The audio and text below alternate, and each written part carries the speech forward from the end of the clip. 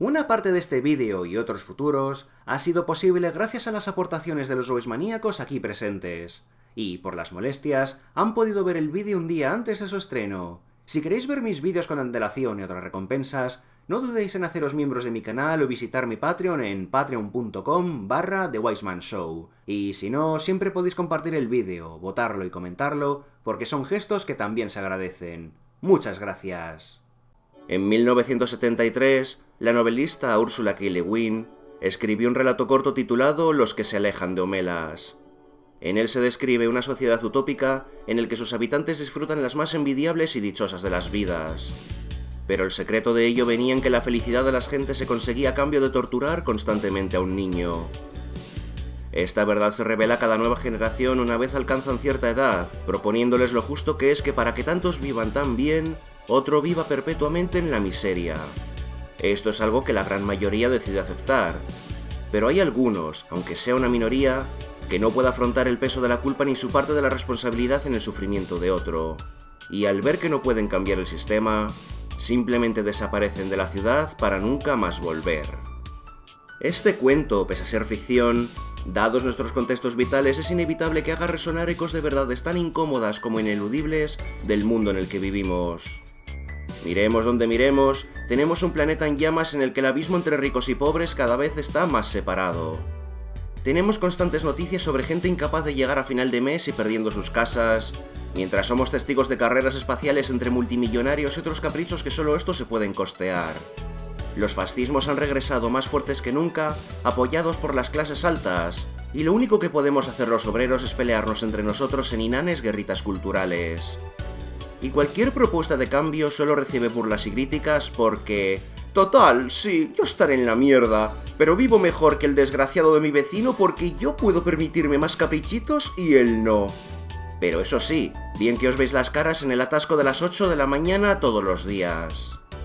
Creo que a estas alturas de la vida no es necesario explicar que la pobreza no son simplemente los negritos de África muriéndose de hambre en los anuncios de las ONG de la hora de comer, ni terminan en el mendigo que suplica en silencio por su vida por la calle mientras evitamos mantener el contacto visual, sino que la pobreza son también las familias que no son capaces de comer 3 veces al día, las personas sin posibilidad de acceder a una seguridad social, educación o servicios básicos, aquellos en edad de trabajar que están siendo explotados en condiciones infrahumanas porque no les queda otra, porque existen bajo el riesgo de unirse a unas colas del paro que se cuentan por millones, o aquellos que deben compartir casa en muchedumbre porque no pueden permitirse ser propietarios de una vivienda y están a merced de especuladores, entre otros muchos ejemplos. Y es que, por mucho que podamos vivir en una ciudad de edificios altos con carreteras asfaltadas, agua potable y un aire más o menos limpio, somos pobres cuando vivimos encadenados. Cuando 2/3 de nuestro día a día lo ocupan el trabajo o la obligación a la productividad porque no se nos trata como seres humanos, sino como engranajes para mantener a las empresas a las que servimos con todas las situaciones de abuso y explotación que hay detrás, somos pobres. Cuando debemos pasarnos la vida preocupados y con miedo de no llegar a final de mes, o qué será de nosotros cuando nos despidan, o qué haremos cuando se nos acaben las subvenciones del Estado, mientras otros viajan por capricho en jet privado y no han tenido que trabajar un solo día de sus vidas, somos pobres. Y cuando por cansancio, quemazón y falta de tiempo a causa de nuestro trabajo, debemos rendirnos a consumir ocio basura, porque hemos aceptado que jamás lograremos perseguir aquellas aspiraciones artísticas o de automejoría que una vez de jóvenes nos propusimos, somos pobres. Y esto no te pasa solo a ti y a mí, sino que nos sucede a todos. Bueno, a todos los pobres, porque es un mal sistémico. Hasta ahí todos estamos más o menos de acuerdo. Ahora bien, si tan horrendo es el sistema y tan grande es la obviedad que acabo de soltar, ¿qué hacemos que no nos estamos poniendo manos a la obra? ¿Por qué somos incapaces de pensar en que exista un mundo mejor y preferimos aceptar todas las crueldades del actual? ¿De verdad es tan inevitable el sistema actual que no se puede hacer nada? ¿De verdad que no hay alternativa? ¿Simplemente nacemos donde nos haya tocado, nos rendimos y cuando vemos a otros peor que nosotros simplemente decimos que haber estudiado? ¿O aún queda esperanza? Curiosamente, y de forma paralela, aun si parece que nos aterra el mero hecho de imaginar un cambio del sistema capitalista a una alternativa mejor, Vivimos en un panorama de cultura pop en el que constantemente somos testigos del colapso de nuestro sistema, o peor aún la destrucción de nuestro planeta, y lo aceptamos sin horrorizarnos. Entre otras porque nos reaseguramos de que es solo ficción. Es un estado mental bastante paradójico. Y es de esta contradicción de la que vamos a hablar hoy. ¿Cómo podemos imaginar el fin del mundo antes del final del capitalismo? A finales de 1991, tras 44 años del conflicto sociopolítico de la Guerra Fría, la Unión Soviética, uno de los dos principales bloques en los que estaba dividido el mundo frente a los Estados Unidos capitalistas, colapsó.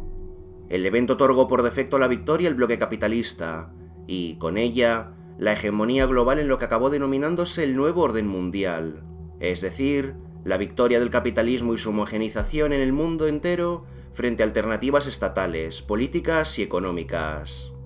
La reacción de los líderes y teóricos capitalistas fue, como cabría esperar, un inmenso regocijo celebratorio que significaba no solo el fin de la única posición importante para el sistema capitalista, sino también la carta blanca para asentarlo definitivamente y salar el terreno para que ninguna otra ideología más pudiera surgir. La neoliberal británica Margaret Thatcher declaró en un discurso que no hay alternativa, mientras que teóricos como Francis Fukuyama argumentaban que hemos llegado al fin de la historia. A partir de aquel momento, el capitalismo se convirtió oficialmente en un sinónimo del único sistema político y económico eficaz y funcional, lo que a su vez pavimentó el terreno para que el neoliberalismo floreciera e influenciara todas y cada una de las tomas de decisiones empresariales, económicas y políticas, siendo el neoliberalismo, para que todos estemos en la misma página, una exacerbación del capitalismo que busca por todos los medios, aun si son inmorales o ilegítimos y caiga quien caiga, el mayor beneficio económico para las clases altas y los generadores de capital. Un estado mental y modo de vida que a lo largo de las siguientes décadas hasta llegar a la actualidad se ha ido normalizando hasta convertirse en la parte más esencial de nuestro día a día.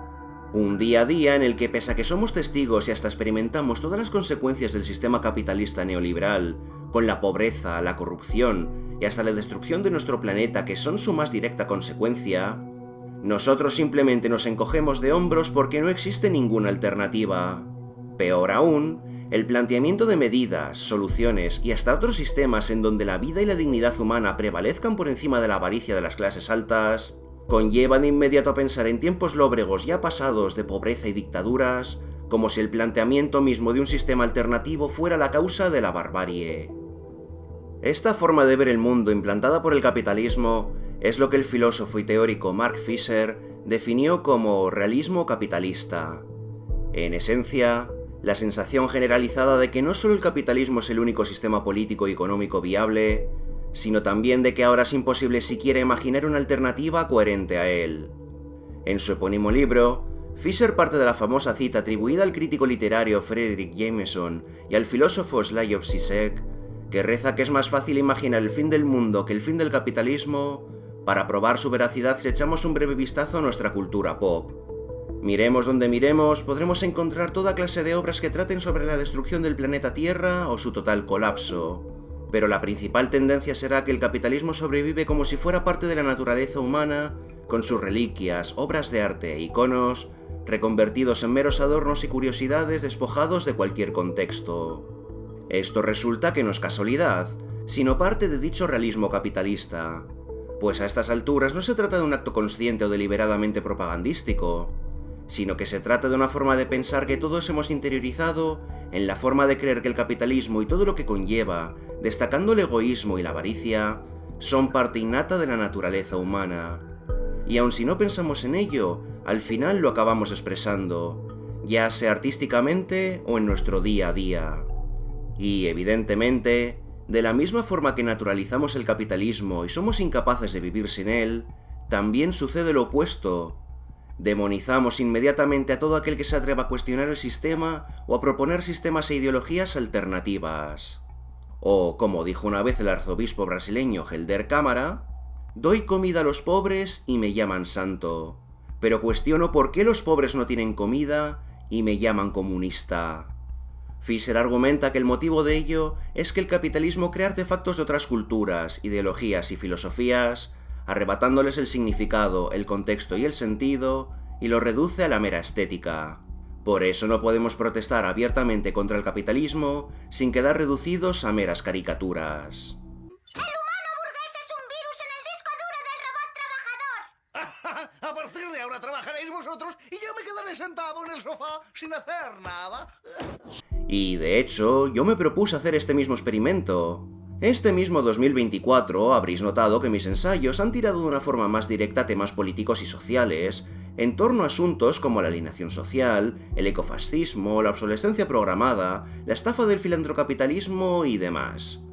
Sin contar con que planeo seguir en esa línea, si bien siempre he tenido contenidos bastante politizados en mi canal, porque siempre he usado las críticas de juegos para hablar de temas de actualidad, apenas recibía réplica porque eran fácilmente ignorables. Se podían dejar pasar porque se tildaban de opiniones y nada más. Pero, como era de esperar, una vez empecé a tratar los temas de forma directa y hasta participar públicamente en el apoyo de alguna que otra recogida de firmas, no había día en que no se me acusara de ser un comunista empobrecedor pone gulags, sin contar los típicos rebuznos e insultitos pueriles de los indigentes mentales de turno. Es curioso que incluso hay quien decía que antes no se me notaba lo de ser de izquierdas. Mi hermano Adam Smith, uno de mis primeros vídeos soy yo cagándome en la bruja de Ayn Rand y en el neoliberalismo. Tengo un vídeo que denuncia al manipulador de Edward Bernays y que condena a la sociedad consumista. He sido muy vocal siempre en temas que tanto escuecen a las derechitas como lo de la inclusión forzada y demás paridas que tanto impiden dormir a los freak gamers TM. Vamos, que ídolo de los pensamientos de derechitas no he sido, precisamente. Pero es a esto a lo que me refería. Y, como a mí, esto os habrá pasado a muchos que alguna vez os habréis atrevido a soñar o imaginar un futuro mejor. El motivo por el que existe este efecto radica en una inmensa esterilidad política.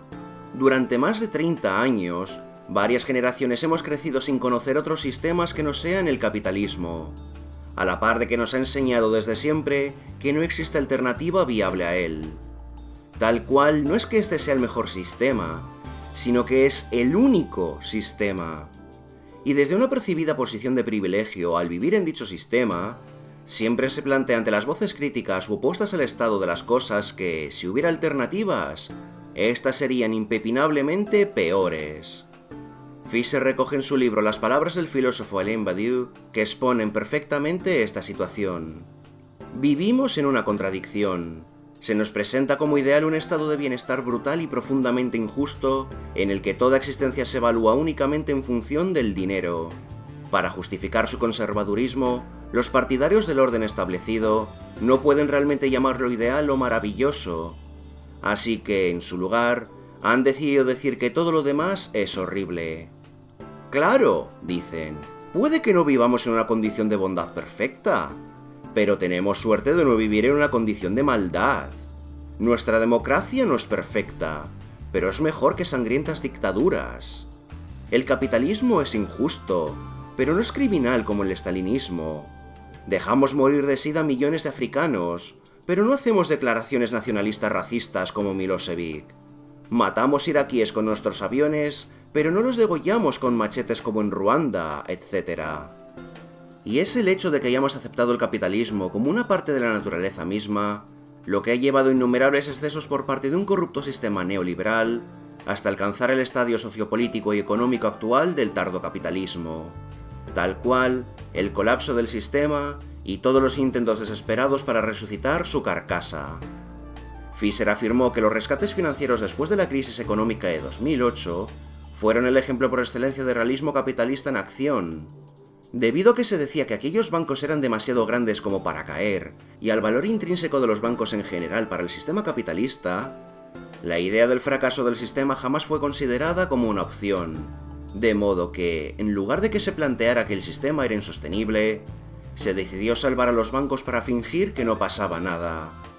A raíz de ello, Fisher define el estado actual del realismo capitalista en el estado neoliberal y el tardocapitalismo de la siguiente manera. Los únicos agentes que influyen poderosamente en políticos y responsables de educación son los intereses empresariales. Se ha vuelto demasiado fácil ignorar a los trabajadores y, en parte debido a esto, los trabajadores se sienten cada vez más indefensos e impotentes. El ataque concertado a los sindicatos por parte de grupos de intereses neoliberales ha erosionado tanto la base de poder de los sindicatos como la fuerza laboral. Lo cual es algo que atestiguamos cuando no solo hemos visto que las soluciones ante las crisis económicas y las recesiones son tender puentes económicos o inyectar dinero en las grandes fortunas en vez de soluciones sociales para las clases trabajadoras, que son las verdaderas afectadas, sino que ello nos ha llevado a un colapso continuo y constante en el que vamos a una recesión por año, mientras el abismo entre ricos y pobres sigue aumentando. Y tal es la situación de desigualdad y desengaño social que tanto las derechas políticas como los grandes capitales han dado pie a un resurgimiento de los fascismos a modo de una inversión de las clases altas, de poder acallar las cada vez más voces que claman por un cambio de sistema, o, como mínimo, un reparto más equitativo de las riquezas y las posibilidades de vivir. Y ello incluye, por supuesto, que, gracias a estos fascismos, tanto a través de la violencia como la propaganda o las inhanes guerritas culturales, se plantea poner a los obreros los unos contra los otros a modo de cortina de humo, y que así en la guerra de clases los ricos permanezcan victoriosos. Puesto que, al final, todos los miembros de la sociedad, queramos verlo o no, estamos sumidos en una guerra de clases. Curiosamente, aquí es donde podría terminar el vídeo. Tal cual ya he explicado por qué podemos imaginar el fin del mundo antes que el fin del capitalismo, y es esta cosa que un señor acuñó como realismo capitalista. Cada uno puede irse ya a su casa, y los 4 alienados de turno pueden llamarme comunista empobrecedor, pone gulags como de costumbre, y el mundo puede seguir girando. Aún así, llegados a este punto, y ya que lo menciono y hago el vídeo en estas fechas tan señaladas de familiares odiosos a los que aguantar por obligación social, creo que podemos expandir estos conceptos mucho más, a la par de que damos ejemplos de cómo funciona el estado mental del realismo capitalista. Y qué mejor forma que recoger todas las falacias e insultos que uno puede escuchar cuando propone que las cosas pueden ir a mejor, desmontarlas y devolverlas a quienes las lanzan con argumentos y pruebas como las que encontraréis en la descripción del vídeo. Por supuesto, con este vídeo no aspiro a cambiar la opinión de la peñusca más rancia, derechosa y tan capitalismo pileada que ante la más mínima crítica a su querido sistema ya le salen sarpullidos y espumarajos por la boca. Pero sí hago esto por todas aquellas personas que, de buena fe, os habéis topado con las innumerables incongruencias del mundo en el que vivimos y, o no habéis sabido responder a sus defensas a tiempo, no encontráis las palabras para expresar vuestros sentimientos o argumentos al respecto, o ni sabéis por dónde empezar a mejorar las cosas. Llamadlo mi regalo de Navidad, Año Nuevo y literalmente de cualquier día que vayáis a ver este vídeo. Y no vengo solo, porque me acompaña mi querido amigo Hombre de Paja, para hacer digerible este debate contra nadie en particular. Pero Windows XP, en realidad no pasa nada malo con el capitalismo. Simplemente es cuestión de esforzarse y de la noche a la mañana te puedes hacer rico. Los que os quejáis sois unos vagos y unos maleantes.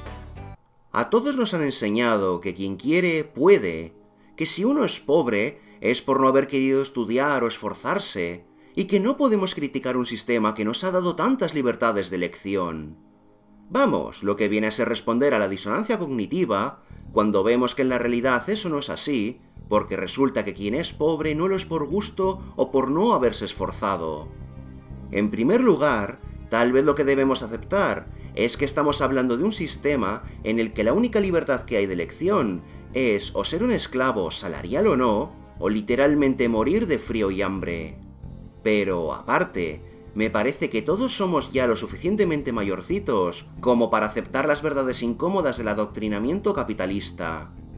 Y es que, a no ser que uno haya nacido en alta cuna, nadie se ha hecho rico trabajando honradamente y con esfuerzo. Puesto que absolutamente todas las historias capitalistas de triunfo e individuos hechos a sí mismos vienen gracias a 2 cosas: fortunaza y contactos. En otras palabras, ser herederos. Y, por supuesto, ello demuestra que quien es multimillonario es porque ha conseguido su fortuna aplastando incontables vidas, o es un heredero de alguien que lo haya hecho y seguirá acumulando millones continuando la labor de aplastar vidas. No hay nada más inmoral en el mundo que un multimillonario. Y, por supuesto, creedme si os digo que, por esa misma regla de 3, No hay historia de trabajo duro en el capitalismo, y peor aún en un sistema neoliberal o de tardocapitalismo, que haya sido recompensada con el trabajador convirtiéndose en heredero directo del negocio o siendo el ganador de una gran fortuna donada por sus superiores. ¿Quién es Marta Ortega, la humilde dependienta de Zara que comenzó doblando camisas y trabajó tan duro para convertirse en la heredera del imperio Inditex? Simplemente la hija de Amancio Ortega. Ya sabéis, el presidente de Inditex y el hombre más rico de España. Ah, y bueno, esto vale por dos, porque os recuerdo que Amancio Ortega se hizo a sí mismo no con trabajo duro y tesón, sino con prácticas abusivas, mano de obra esclava y competencia desleal, como recogen los libros Amancio Ortega de Cero a Zara y Zarápolis, así como las innumerables fuentes que recogí para el vídeo del filantrocapitalismo y que encontraréis en el enlace pertinente de las fuentes de este mismo vídeo. Donald Trump no es tanto la cara del sueño americano de empezar de cero y convertirse con denuedo en el presidente del mundo entero, sino más bien el mejor ejemplo de cómo la fortuna es hereditaria. Cómo gracias a los millones de papá, uno puede convertirse en un empresario desastroso, con una lista inmensa de fracasos y bancarrotas a sus espaldas, y sin embargo recibir toda clase de ayudas del Estado para mantener la fachada de la mentalidad de tiburón y genio de las finanzas, hasta engañar a la suficiente gente como para hacer que te elijan presidente de los Estados Unidos 2 veces. ¿O qué me decís de William Henry Gates III, heredero directo de los millones de su padre? ¿Creéis de verdad que con lo que cuesta una piruleta habría construido Microsoft desde cero en el garaje de su casa? Que luego está lo de la competencia desleal, el monopolio que obligó al gobierno de los Estados Unidos a actuar contra él, y las obras filantrocapitalistas para lavar su imagen y realizar obras de ingeniería fiscal, pero ya me entendéis. Y así sucesivamente. Pero en lo que el esfuerzo de los currantes se refiere, precisamente este 2024 tuvimos un ejemplo de lo bien que funciona la meritocracia, en la forma de un ex empleado de Tesla tan alienado por lograr su sueño americano de ser la mano derecha de Elon Musk, que acabó durmiendo en su propio coche, y duchándose y comiendo en la fábrica para hacer más horas que nadie. Y tal vez, con un poquito de suerte, su sugar daddy, el hombre más rico del mundo, le noticiará y le convertirá en su heredero, demostrando que las injusticias del capitalismo son todas mentiras de vagos, porque solo hace falta trabajar duro y ser leal a la... Oh, que lo acabaron despidiendo sin más.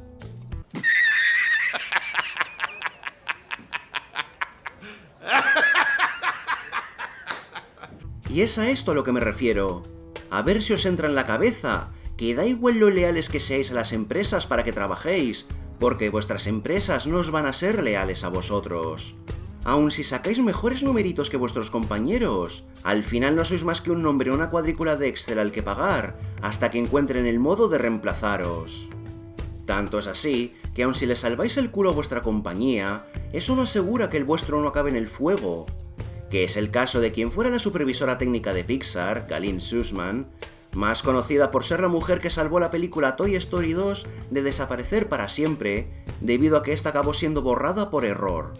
Pero, por suerte, ella hizo lo que ninguno de sus compañeros, creó una copia de seguridad. ¿Y cuál es la recompensa por haber salvado una de las películas que definieron el rumbo del gigante de la animación? Simplemente despedirla en 2023 como parte de una reducción de plantilla. Una situación que no estaría completa si no comentáramos la situación de crunch y abusos laborales hacia la plantilla de Pixar, especialmente durante la producción de la película Del Revés 2, la cual, gracias al esfuerzo de este talentoso grupo de artistas, acabó convirtiéndose en la película de animación más taquillera de la historia. Todo para que nada más salir la película, la plantilla entera fuera despedida, porque para la corporación esta gente no eran más que de usar y tirar. Y si vamos a hablar de talento, yo aún me acuerdo del caso de Leon Lederman, el premio Nobel de Física que tuvo que vender su propio premio para pagar sus facturas médicas, y pese a todo murió prácticamente en la miseria de demencia. Porque al final, da igual el trabajo duro o el talento. El capitalismo no es simplemente un sistema deshumanizador en el que el dinero prima sobre el bienestar humano, sino que, como vemos, es un juego amañado en donde solo triunfan los ricos y los herederos, porque las normas existen para beneficiarlos a ellos, e impedir que los trabajadores puedan ascender socialmente. La fortuna es hereditaria, no se reparte. Y todo lo demás es reducir el valor humano a la productividad y encima trabajando para proteger una mentira. De hecho, esto no es algo que lo diga yo, sino que existen estudios científicos que demuestran que la lealtad a la empresa solo genera auténticos pringados. Que el autosacrificio, las horas extras voluntarias y poner la otra mejilla ante los abusos de tus jefes no va a hacer que heredes la empresa, sino que te estás prestando aún más abusos y explotación. Está tan amañado el sistema que hasta los propios ricos nos hacen la demostración. Un millonario se autoimpuso el reto de hacerse pobre para demostrar que ser rico y hacerte a ti mismo es mera cuestión de esfuerzo, que si te lo propones puedes llegar a ser millonario en solo 12 meses. ¿El resultado? Que el tipo se cansó de ser pobre y simplemente abandonó el experimento para volver a ser millonario. Así que, ya sabéis, si no os gusta ser pobres, solo tenéis que dejar de serlo, y automáticamente tendréis 7 cifras en la cuenta corriente. Muchas gracias por venir, y no os olvidéis de suscribiros a mi canal para más consejos sobre cómo ser millonario. Ahora en serio, ni las corporaciones ni los multimillonarios saben lo que es el talento. La meritocracia desde siempre ha sido una mentira, y cuanto más cerca estás de la pobreza o de la marginalización, menos oportunidades laborales se te abrirán y menos reconocimiento por tu trabajo recibirás. No solo es deshumanización pura y dura, sino que dicha deshumanización es el propio mensaje. Y podemos ir más allá, puesto que en este estado de putrefacción del sistema, vemos cómo hasta los elementos más básicos del contrato social del mundo capitalista se han desintegrado junto con nuestros sistemas de valores. Y para ello citaré a la periodista Marta Peirano. No es la realidad lo que está en crisis, sino el acuerdo, el contrato social, el diccionario que establece los significados de las cosas, el manual que determina qué es cada cosa y qué lugar ocupa en la jerarquía cotidiana de la comunidad. Y la culpa de esta crisis no es de la propaganda ni la desinformación, es la disonancia cognitiva de seguir hablando de valores democráticos frente a la realidad del capitalismo, el expolio y la desigualdad. No tenemos los mismos derechos y oportunidades. Estudiar no garantiza un trabajo, y trabajar no garantiza un salario. El salario no garantiza una vivienda. Pagar impuestos no garantiza el acceso a los servicios básicos. Cumplir con las responsabilidades no garantiza tener derechos. Y tenerlos significa cosas distintas cada día. No somos iguales ante la ley. Nadie espera que el poder se haga responsable de nada. Las instituciones no operan de forma abierta y accesible. Los líderes y funcionarios públicos no rinden cuentas a la comunidad. Esta disonancia cognitiva es el tumor que socava nuestras bases, afectando nuestra integridad y nuestro futuro. El miedo podría hacernos fuertes, pero no tenemos miedo, sino una angustia de futuro que fomenta la competencia y la división ciudadana. Estamos enfermos de nihilismo, injusticia y confusión. Pero, William Henry Gates III, si tan listo eres, ya me gustaría ver qué alternativas propones tú. Total, ¿no han acabado fracasando todos los demás sistemas por su propio peso porque no eran más que dictaduras y gulags? Llegados a este punto, tampoco es que le haya descubierto nada a nadie. Vale, sí, el sistema no es que esté roto, sino que funciona con esa mala leche contra los pobres. Pero, ¿qué alternativa hay? Total, ¿no fracasaron los otros sistemas estrepitosamente? Pues ahí está la cosa, que si echamos un vistazo a la historia y contextualizamos aquellos sistemas, entre comillas, fracasados, nos damos cuenta de que no colapsaron por su propio peso, sino que hubo casos en los que funcionaron y su caída se produjo, para sorpresa de nadie, por la intervención de intereses que no veían con buenos ojos alternativas al capitalismo. Ya desde el siglo XIX, pese a que el capitalismo en su día había repartido el poder económico y social entre el pueblo, como un cambio de sistema necesario que sustituya a los modelos feudales en los que la nobleza y el clero dictaban la vida diaria, ello dio paso a que la nueva clase gobernante, la burguesía, ensanchara el abismo entre ricos y pobres. Gracias a la revolución industrial, el motor de la economía eran las fábricas, y la vida tenía que realizarse en torno a ellas, lo que conllevaba jornadas de trabajo inhumanas, explotación infantil y nuevas oleadas de corrupción. Ya el propio Adam Smith, el ideólogo del capitalismo, advertía lo siguiente en La riqueza de las naciones. El interés de los empresarios en cualquier rama del comercio o de las manufacturas es siempre distinto o incluso opuesto al del público. Ampliar los mercados y cerrar la competencia es siempre el interés del empresario. La propuesta de cualquier regulación que venga desde este estamento viene de hombres cuyos intereses nunca son exactamente los mismos que los del público, y que en general tienen el interés de engañar y oprimir al público. A raíz de esta situación, varios teóricos pusieron en marcha sus propios proyectos y experimentos con el fin de demostrar que una sociedad basada en el propio valor humano, en vez de la fuerza de trabajo, era una alternativa viable, lo que dio pie al llamado socialismo utópico. Algunos de los nombres más conocidos y relevantes de este movimiento serán Charles Fourier, Robert Owen, Henry de Saint-Simon, Etienne Cabet y Flora Tristan. Y antes de que algún iluminadito piense en llamarlos sucios comunistas, allí va el recordatorio hostil de que estos experimentos son anteriores a la publicación del Manifiesto Comunista. Para ello, aparte de los escritos teóricos, por lo general estos filósofos crearían falansterios, comunas y pueblos aislados, en donde la gente pudiera vivir y desarrollarse según sus propias corrientes del socialismo utópico. Pero al final todos ellos coincidían en los mismos puntos: la realización de horas adecuadas de trabajo o buscar la labor que apasione y sea más adecuada a cada uno, la igualdad de género, la prohibición del trabajo infantil o la búsqueda de la autorrealización, entre otros ideales. Por desgracia, estas colonias utópicas se encontraron con una serie de obstáculos que a la postre imposibilitarían su existencia, y, curiosamente, la gran mayoría venía de factores e influencias externas. Aquí destaca, en primer lugar, que la mentalidad de las gentes de estos lugares aún seguía siendo una capitalista al haber sido introducidas a dichos pueblos, debido a que jamás se les pudo inculcar un ideario socialista, de modo que aún permanecían egoísmos que dieron pie a problemas de convivencia. Asimismo, debido a que estas comunas pretendían ser autárquicas, pronto se dieron cuenta de que no podían existir en una burbuja aisladas, y tanto materiales como la mano de obra tendrían que venir del exterior. Luego está el hecho de que, a raíz de este mismo aislamiento, aun si las actividades eran rentables hasta crearon su propio dinero en ocasiones, fuera de esas burbujas debían volver a los tipos impositivos del resto del mundo. Y, por último, y que no falte, algunas de estas comunas o falansterios se vieron saboteados por las intervenciones de empresarios capitalistas que veían una amenaza en la influencia de las ideas de igualdad y valor humano. Por tanto, en estos primeros experimentos utópicos, vemos que los dos principales fallos fueron tanto la falta de una inculcación de ideas que promoviera el cambio de costumbres y mentalidad paulatino hasta su adopción, y los problemas derivados de la autarquía y proponer soluciones individuales a problemas sistémicos. Pero, aún así, estos no fueron fracasos absolutos, vergonzosos o estrepitosos, puesto que de la teoría del socialismo utópico no solo se demostró el potencial para funcionar, sino que fue la inspiración directa o indirecta para movimientos sociales, obras y políticas que seguimos teniendo hoy en día.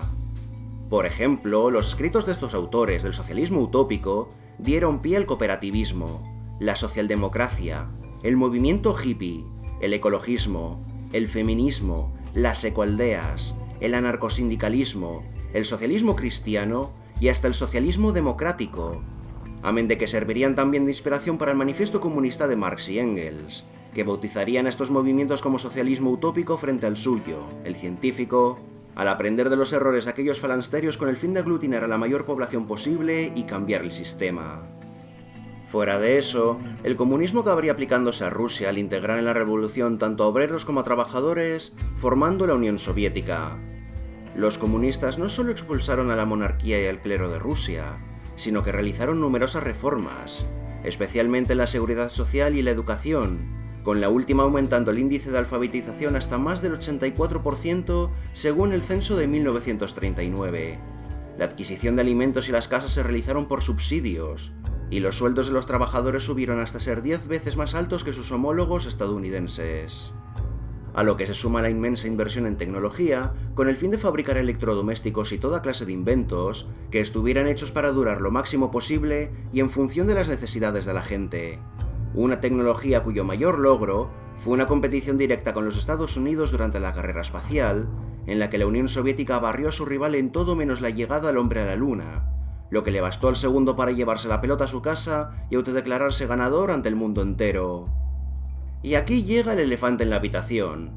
La Unión Soviética fracasó principalmente porque, a la postre, muchos de los estados comunistas acabaron convirtiéndose en tiranías y reflejos del capitalismo estatal, debido a que realmente jamás eliminaron las dinámicas de opresión entre burguesía y proletariado, sino que simplemente cambiaron de nombre. Es más, si me preguntáis, no hubo mayor cáncer para la Unión Soviética que Stalin. Y digo Stalin como puedo decir Mao, Pol Pot o Ceausescu. Todo lo que sucedió durante y después de aquellas dictaduras no solo me parece abominable, sino que tiznó de forma irreparable la imagen de la izquierda por todo el mundo, y les dio las suficientes municiones a los teóricos de derechas, neoliberales y fascistas para gusanar el cerebro de todo el mundo mediante generaciones, no solo mediante el terror rojo, sino también con cosas como el infame Libro Negro del Comunismo, el cual es el origen del reduccionismo y descontextualización del concepto de la izquierda, a hambre, frío y no sé cuántos mil millones de muertos, y eso solo en despeñaperros. Peor aún, a la noción de decir que absolutamente todas las alternativas al capitalismo fracasaron estrepitosamente, o que todas llevan a la tiranía. Aún así, aunque todo el mundo ponga en el mismo saco al socialismo y al comunismo, y todo se reduzca a la Unión Soviética, a lo largo de la historia hubo otros tantos experimentos que o salieron mejor parados, o, si terminaron, fue no porque no funcionaban, sino por intervención directa de intereses capitalistas y principalmente Estados Unidos. De hecho, puedo nombrar experimentos estados socialistas desalineados con la Unión Soviética que, en lo que duraron, supusieron un beneficio neto para sus gentes, reemplazaron un sistema que era peor, y todo ello se hizo sin necesidad de violar los derechos humanos de la población. El primer ejemplo es la Burkina Faso de Thomas Sankara. La antaño conocida como región del Alto Volta fue una colonia francesa caracterizada por su extrema pobreza, una colonia agraria asolada por las sequías y la escasísima infraestructura que llevaron a una productividad prácticamente nula y altísimos niveles de analfabetismo. Sankara, que era un revolucionario marxista-leninista anticolonialista, dio un golpe de estado apoyado por la propia población. Durante su régimen, aparte de cambiar el nombre del país a Burkina Faso, que significa Tierra de la Integridad, abolió los privilegios de los jefes tribales, a la vez de que llevó a cabo varias políticas de solidaridad que igualaran a los políticos con el pueblo. Llevó a cabo una política de autosuficiencia con numerosas reformas agrarias y de infraestructura. Invirtió en la educación aumentando enormemente el nivel de alfabetización de Burkina Faso, y llevó a cabo tantas medidas sanitarias que enfermedades como el sarampión, la meningitis y la polio prácticamente quedaron erradicadas, y hasta recibió las felicitaciones de la propia Organización Mundial de la Salud. Asimismo, también fue uno de los primeros líderes en llevar a cabo políticas destinadas al ecologismo y la protección del medio ambiente, empezando por plantar millones de árboles para combatir la desertificación. Y, sobre todo, trabajó extensamente a favor de los derechos de las mujeres, lo que incluyó prohibir el matrimonio forzoso y la mutilación genital femenina. En palabras suyas, no hay verdadera revolución social sin la liberación de la mujer. La revolución y la liberación de la mujer van unidas. No hablamos de la emancipación de la mujer como un acto de caridad o por una oleada de compasión humana. Es una necesidad básica para el triunfo de la revolución. Las mujeres ocupan la otra mitad del cielo. Y el resultado de este escaso puñado de ejemplos, más otros muchos más, es que en unos 4 años las Naciones Unidas declararon Burkina Faso como un país autosuficiente. Por desgracia, esta historia no tiene un final feliz.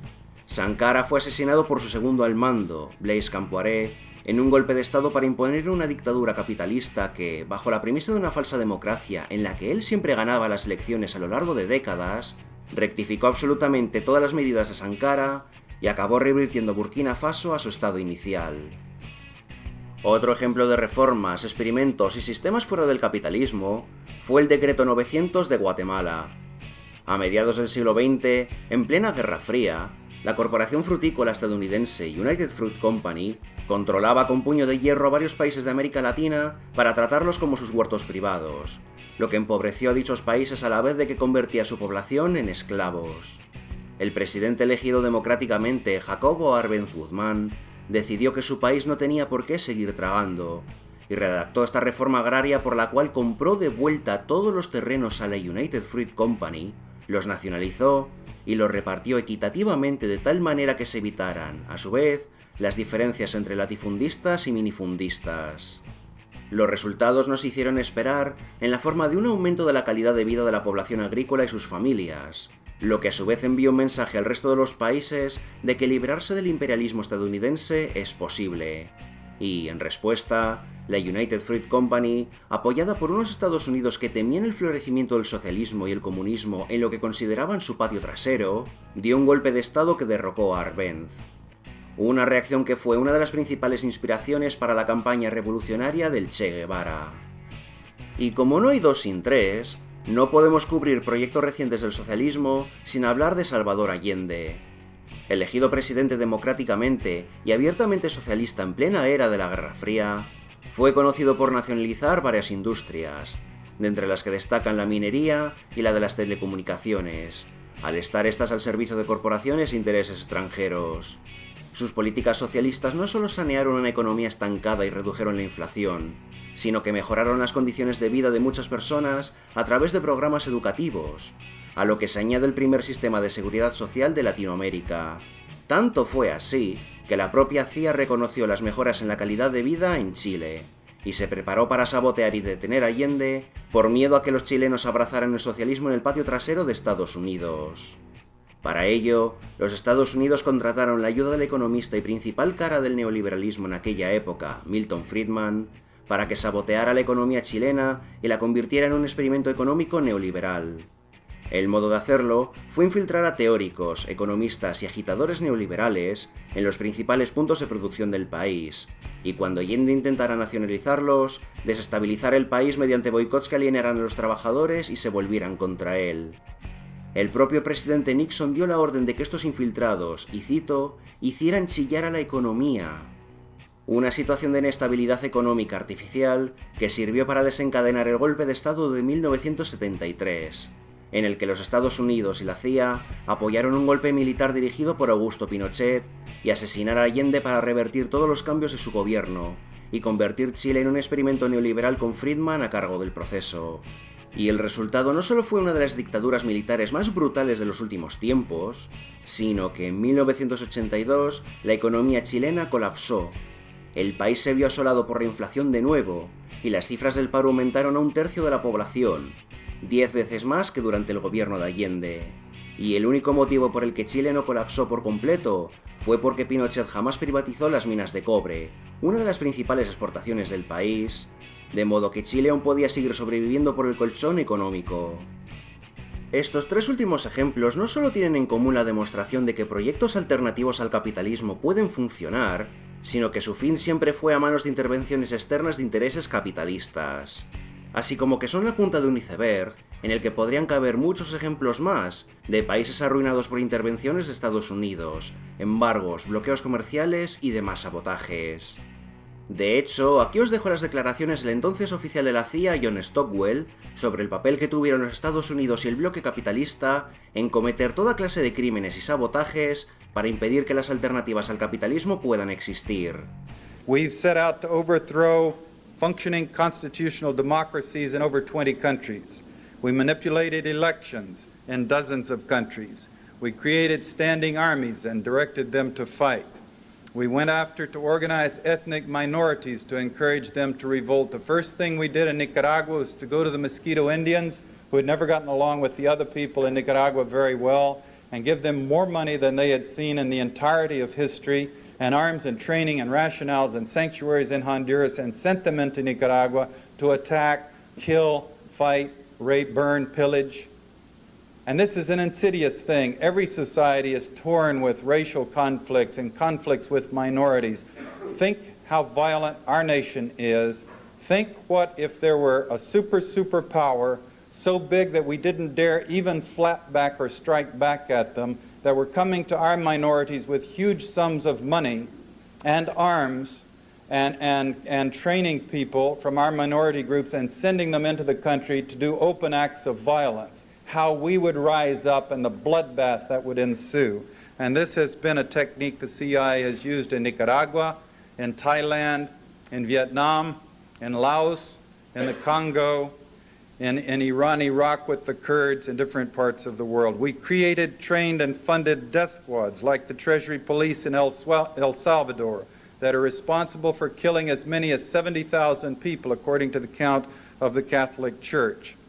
And we've assassinated world leaders, including the United States President in 1963. I remind you of Chile. In 1973, the CIA organized the overthrow of Salvador Allende, the democratically elected president of Chile. And he was killed in the process, and we killed General Schneider, who was the pro-U.S. defender of the Constitution there, in order to put the CIA's representative Pinochet in power. And Henry Kissinger's, when he was grilled by the Congress over this program, his rationale was, yes, the issues are much too important for the Chilean voters to be left to decide for themselves. Trying to come to grips with these CIA activities and these broad numbers, trying to figure out how many people have been killed, you can count it up different ways. You can never be sure how many people are killed in the jungles of Laos or the hills of Nicaragua. But adding them up as best we can, we come up with a figure of 6 million people killed, minimum figure. It has to be more than that. Pero claro, esas contextualizaciones son las que a los agentes del status quo capitalista no les interesa que nadie sepa. E incluso hay quien puede pensar que, si esto es así, ello solo implica que los gobiernos alternativos al capitalismo son débiles y se pueden sabotear tan fácilmente. Esa falacia no solo es una idiotez, sino que reduce de nuevo los contextos a la nada. No se puede culpar a una ideología en sí de ahogarse cuando el sistema predominante se pone en su contra. Es lo mismo que si le dispararan en la pierna a una persona y luego le increpara por no poder correr. Y como este juego podemos jugar dos, de la misma forma que estos tres estados cayeron, aun por intervencionismo externo, al que sí podemos señalar como un estado fallido y por su propio peso, es a Estados Unidos. Una de las naciones más militaristas del mundo, y con uno de los mayores, si no el mayor ejército y presupuesto del planeta Tierra, y luego no hacen más que perder contra guerrillas porque todo lo que tienen está solo para acojonar al personal. Son el país más rico del mundo, y no solo padecen de tener uno de los peores sistemas educativos y están a un petit sui de convertirse en una teocracia, sino que como todos se lo gastan en el ejército, no cuentan siquiera con un sistema de seguridad social público. Y la gente debe depender de aseguradoras hasta el punto de que la causa principal de muerte son enfermedades prevenibles, porque un catarro o una fractura en este país puede arruinarte económicamente. Y hasta que no vino uno a asesinar a un CEO que traficaba con las vidas y la salud de sus clientes, nadie era capaz de ver lo insostenible que eran las cosas. Y lo más parecido a una seguridad social que hay en Estados Unidos es depender del filantrocapitalismo para ser expuesto uno como un muerto de hambre a cambio de dinero, o esas historias buenrollistas tan distópicas de niños esclavizándose para costearse operaciones, gente mendigando por sus vidas o las de sus seres queridos, o favores que hacen entidades privadas. Es más, ¿queréis saber la mayor ironía de los Estados Unidos? Que es la mejor prueba de que alternativas como el socialismo pueden existir. Pese a tanto terror rojo y tanto ultracapitalismo y mucho reduccionismo de decir que el socialismo es vivir de paguitas, no hay más que ver cómo sus clases altas viven de esas mismas paguitas. ¿Petan los bancos por sus corruptelas? Ahí sale papá Estado a inyectarles dinero para que no se arruinen. ¿Algún multimillonario cazurro que no sabe hacerlo con un canuto como Trump pasa por 6 bancarrotas? Entonces el gobierno y otros multimillonarios aparecen con sendos fajazos de billetes para rescatarlo y así mantener la pantalla de que el capitalismo es eficiente y efectivo. Vaya, es como si la solidaridad mutua entre iguales funcionara. Por tanto, de aquí se deduce que si el gobierno protegiera al pueblo de la misma forma que protege a sus corporaciones y ricos, en Estados Unidos no habría necesidad alguna de capitalismo. Pero no, porque para los defensores de este sistema, la única diferencia entre el rescate financiero y vivir de paguitas solo depende de si la persona rescatada es rica o pobre, respectivamente. Irónicamente, esto es lo que tenía que decir al respecto del socialismo el presidente Harry S. Truman. Es la patente de corso de todos los grupos de presión. Socialismo es la terrorífica palabra que han arrojado contra cada avance que el pueblo ha hecho durante los últimos 20 años. Llamaron socialismo al suministro eléctrico público. Llamaron socialismo a la seguridad social. Llamaron socialismo a las subvenciones agrícolas. Llamaron socialismo a los fondos de garantías de depósitos. Llamaron socialismo al crecimiento de organizaciones laborales libres e independientes. Socialismo es el nombre que le ponen a casi cualquier cosa que ayude a todo el pueblo. Oh, ¿sabéis algo que de momento en los días en los que estoy haciendo este vídeo no ha caído y que lleva existiendo ya durante más de una década, aun si a lo mejor lo gafo por cómo andan las cosas actualmente en Siria? La Federación Democrática de Rojava. Rojava es una región del Kurdistán sirio que desde 2012 se encuentra en un proceso de revolución política y social. Aun si se encuentra en una zona conflictiva en el norte de Siria, la revolución de Rojava ha estado funcionando apartada de las ideas capitalistas para sustituirlas por un sistema de confederalismo democrático. Un estado descentralizado basado en comunidades que pueden funcionar de forma autónoma, regidas por el autogobierno, en contraposición a los estados federales capitalistas. Ello conlleva una autonomía democrática, por la cual el enfoque no solo es anticentrista, sino que los cambios se hacen de abajo arriba para el mayor beneficio social. Y a su vez, en contraposición al consumismo capitalista, se defiende el comunalismo, es decir, la libertad de creación de comunidades que permitan la conservación de las identidades culturales de la gente frente a la homogenización cultural capitalista. La Constitución de Rojava, al existir fuera del marco capitalista, también garantiza la economía cooperativa, la democracia directa, una justicia restaurativa, los derechos de las minorías étnicas, la libertad religiosa, los derechos de la mujer, destacando los conceptos de la genealogía, es decir, el lugar de las mujeres en la ciencia, y el liderazgo de la mujer, empezando porque los gobiernos de Rojava deben estar compuestos a la vez por un hombre y una mujer. Y, sinceramente, me parece un experimento muy curioso y prometedor de cómo funciona un sistema alternativo del capitalismo, y no solo por el valor que tiene en sí mismo, sino porque existe en medio de una zona de guerra y está haciendo todo lo que puede por mantener los valores democráticos. Pero, Wizarmon, estás criticando al capitalismo y sin embargo vives en él. Si tan malo es el capitalismo, ¿por qué no te vas a Cuba o a Corea del Norte? Exponer la presunta hipocresía de vivir en una sociedad mientras se la critica no es la jugada de ajedrez de 4 dimensiones que muchos creen que es. Es imposible irse del planeta o a otros sistemas, como si fuéramos la gente que abandona Omelas, cuando solo vivimos en un único planeta y el capitalismo lo engloba todo. Vivir en el imperio no significa apoyar al imperio. Todo el mundo tiene que pagar sus facturas y alimentarse con comida independientemente de su ideología. Y uno no tiene por qué abandonar su hogar o rendirse solo por decir que la sociedad podría mejorar. Expulsar verbalmente a países considerados peores, a la gente que dice que las cosas pueden ir a mejor, no es simplemente un velado deseo de muerte, sino que ello no va a arreglar ninguna de las injusticias sistémicas que nos afectan absolutamente a todos, seamos de donde seamos y estemos donde estemos. Peor aún, aquel que te hace el destierro verbal no hace más que celebrar su alienación. Somos más de 7.000 millones de personas en el mundo y apenas hay unos pocos cientos de multimillonarios, lo que nos hace a los miles de millones todos obreros. Obreros igualmente explotados. Sí, es verdad, algunos obreros viven en pisos y otros viven en chalés. Unos tienen piscina o se van de vacaciones a la playa y otros no saben lo que son las vacaciones. Unos pueden permitirse fundir el dinero en caprichos y otros subsisten como pueden porque tienen lo justo para llegar a final de mes. Pero me parece que ya hemos llegado al punto en el que podemos asumir que la clase media no existe. Solo hay una clase alta y una clase baja, burguesía y proletariado. El estado de bienestar no ha sido más que una mentira que ha alienado a los trabajadores y ha hecho que se peleen entre sí en base a una percepción de riqueza en torno a la cantidad de posesiones materiales acumuladas. Pero la clase media no existe desde el momento en que tú, obrero de chalet, piscina y jardín, tienes que levantarte de lunes a viernes a las mismas horas que otros que tienen menos, te chupas los mismos atascos y te tiras en el trabajo de 8 a 10 horas para volver derrengado a casa y sin ganas de nada, porque lo único lo que puedes pensar es en cenar, ducharte y prepararlo todo para mañana antes de irte a la cama para volver a madrugar. Y todos esos caprichos, al final, no sirven de nada si no eres libre de utilizarlos cuando a ti te venga en gana.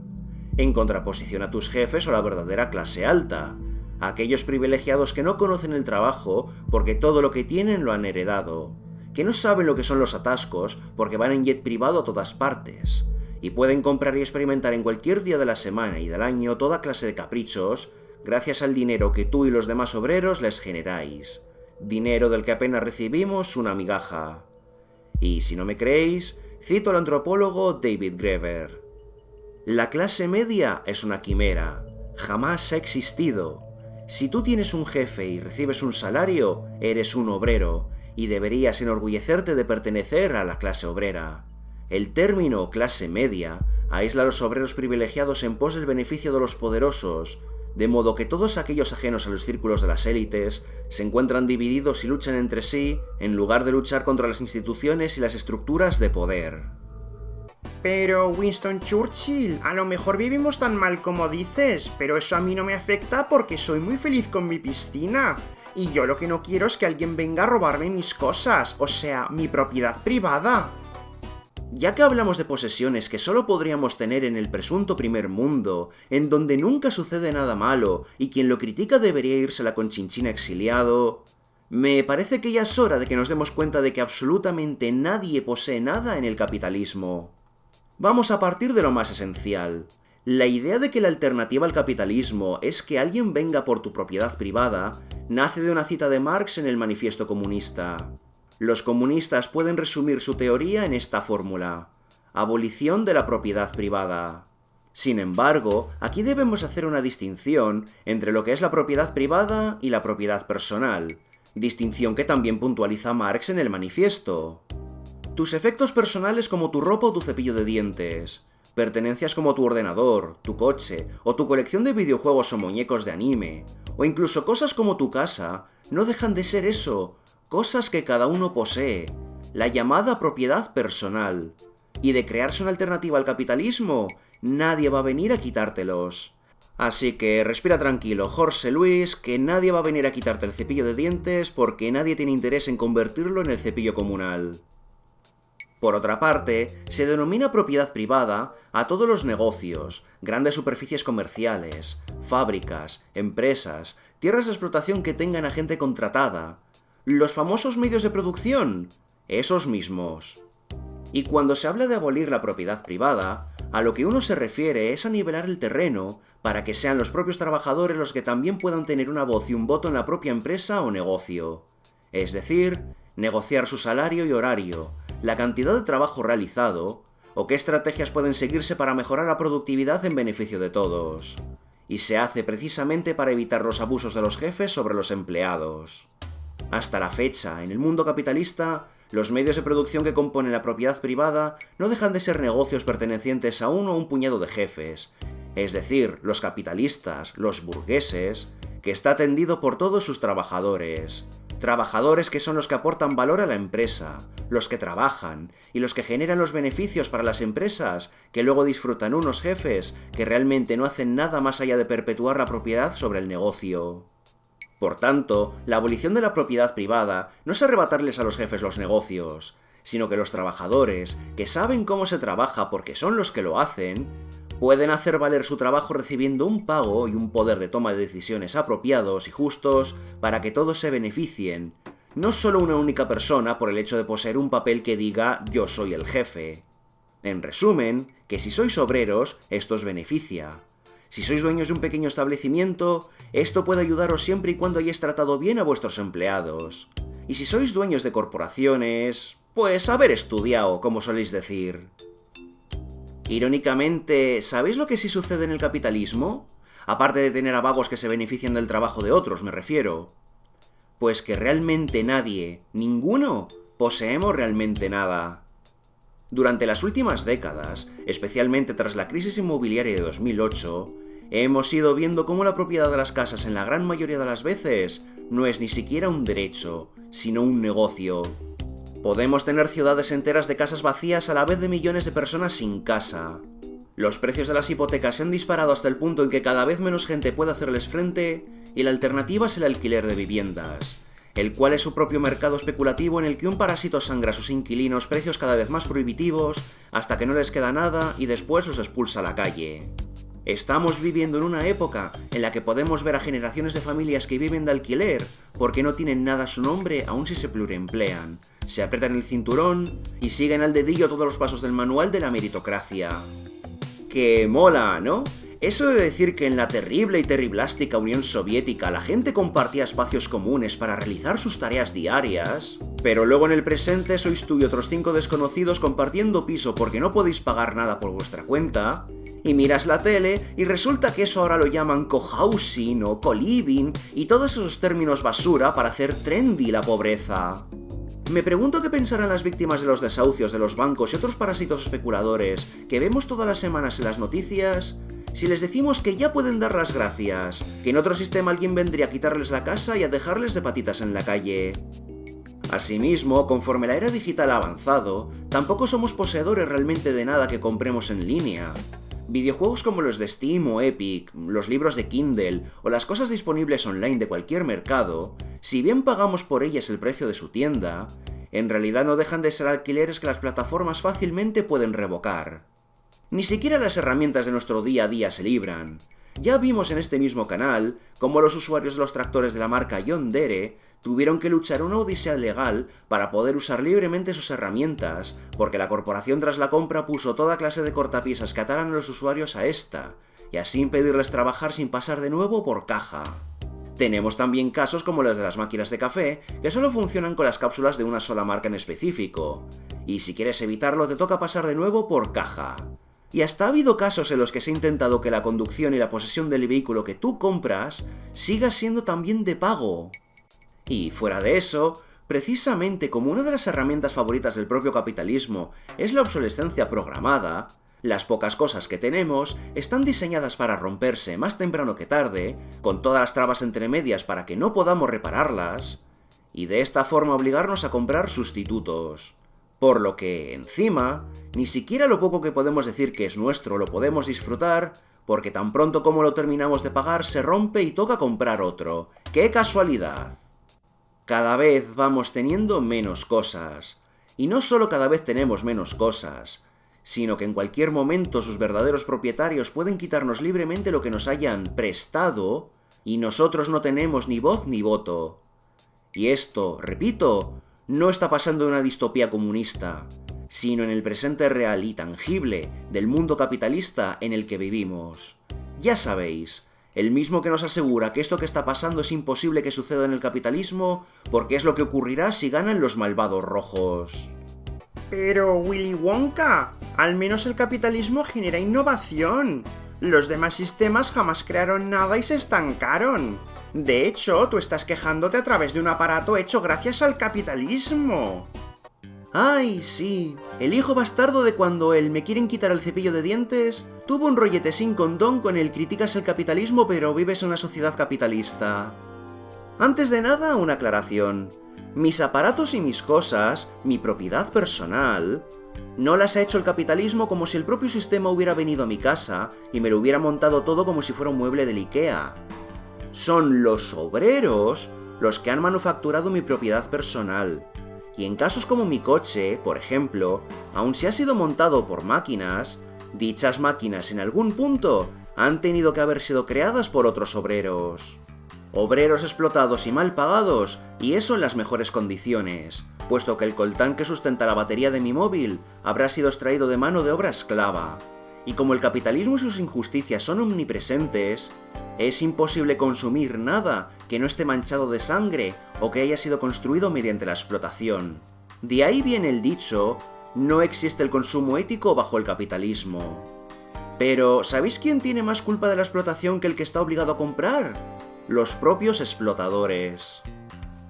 Aparte, como ya hemos visto a lo largo y ancho de este canal, toda innovación que haya existido bajo el capitalismo solo existe para ser de usar y tirar. Un capricho o se romperá a los 2 días.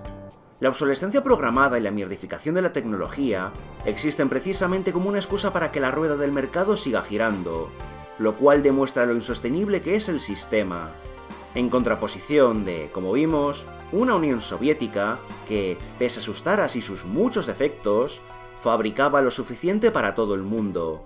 Todo lo que se hacía estaba diseñado para durar lo máximo posible de la forma más eficiente, y hasta logró superar en prácticamente cada ocasión a los Estados Unidos en la propia carrera espacial. Y en cuanto a la parte de la innovación, sí, tenemos tanta innovación que el presunto mayor inventor e ingeniero de la historia necesita una secta que le apoye para todo lo que, entre comillas, crea, porque todo lo que hace es un fiasco que no alcanza los estándares mínimos de las cosas ya existentes. Oh my God. Well, maybe that was a little too hard. There's a plus side. Let's try the All right. Try that on, really? Okay. Sure. Oh, man. It didn't go through. All right. Y a partir de ahí, cuesta abajo, continuando porque el capitalismo genera tanta innovación que todos los años sale el mismo teléfono solo que en colores distintos de carcasa, o que cada vez que sale un nuevo gran concepto, por lo general es una reformulación empeorada de cosas ya existentes. Pero luego está el arte. En primer lugar, el arte existe desde que el ser humano agarró algo que manchaba, lo puso sobre una superficie y le gustó lo que veía. El arte no es capitalista, sino que es una cualidad humana que lleva existiendo con nosotros a lo largo de las eras. Y como veremos en la sección siguiente, no llevamos ni 3 siglos de capitalismo frente a los miles de años que llevamos existiendo en sociedades anteriores a este sistema. Así que menos lobos, Caperucita. De hecho, debido a que el arte es inherentemente opuesto al capitalismo, al tratarse de una actividad creativa, mientras que el capitalismo solo obedece a marcadores económicos, no solo el arte se ha visto tiznado en la forma de subastas y otras formas de crear cualquier mierda con el fin de ganar dinero, sino que también se ha bastardizado en lo que yo llamo la sopa de contenidos.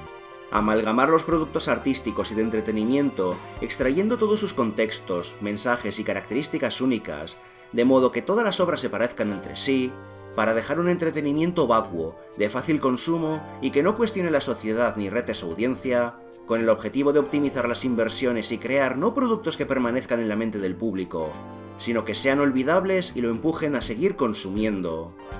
Y como la clave de ello es el consumo descerebrado, ganar la mayor cantidad de dinero con lo mínimo invertido, las corporaciones tras la sopa de contenidos pueden formar un oligopolio cultural y controlar los mensajes. Tanto es así que, si vamos a hablar de la destrucción del arte, no podemos pasar por alto, precisamente, cómo la tendencia ahora es crear series y películas completas para justificar que una corporación posea su propiedad intelectual, para luego jamás lanzarlas como una obra de ingeniería fiscal con la que se ahorran unas pocas pelas a la hora de pagar impuestos. O si no, ahí anda el caso de Nintendo saboteando a Pocket Pair, debido a que Palworld, el juego rollo Pokémon con pistolas por el que nadie daba nada, ha acabado adelantando por la derecha a una Pokémon estancada y decadente. Y el gigante de los videojuegos, en lugar de competir, se ha enzarzado en una batalla legal artificial y espuria solo para impedir a Pocket Pair que siga creando, a la par de acojonar a cualquier otro infeliz que ose competir en el mercado de los juegos sobre monstruitos capturables. Vamos, que al final la innovación del capitalismo no es tanto crear cosas nuevas en un mercado de competencia leal, sino impedir que otros creen. O si no, siempre es buen momento para condenar la destrucción del arte por culpa de las IAs regurgitativas, cuya razón de ser es expulsar a los artistas del arte, porque así las corporaciones no tienen que contratar a profesionales y eso que se ahorran. Sí, los resultados son atroces, y se nota que no ha habido control, ni mimo, ni cuidado, ni la, entre comillas, obra tiene nada que contar, y que estando en manos humanas habríamos tenido un producto mejor. Pero eso a los capitalistas se la suda porque, repetid conmigo, el capitalismo es opuesto al arte. Pero, Wisniewski, es normal que en el capitalismo nos ocurran putadas. A fin de cuentas, el capitalismo es egoísta porque el ser humano es egoísta por naturaleza. Ergo, el capitalismo es nuestra naturaleza. Esto es directamente una mentira, y parte del contexto en el que Darwin escribió El origen de las especies. Influido por los escritos de la época sobre el capitalismo, especialmente de lo de A pobres de Malthus, Darwin vio la competición entre las especies por la supervivencia como un símil a las ideas de competición capitalista, lo que a su vez los defensores del capitalismo usaron para explicar mediante un modo científico que el capitalismo es la naturaleza humana porque somos competitivos. Sin embargo, se trata de una sobresimplificación basada en el robo de contextos.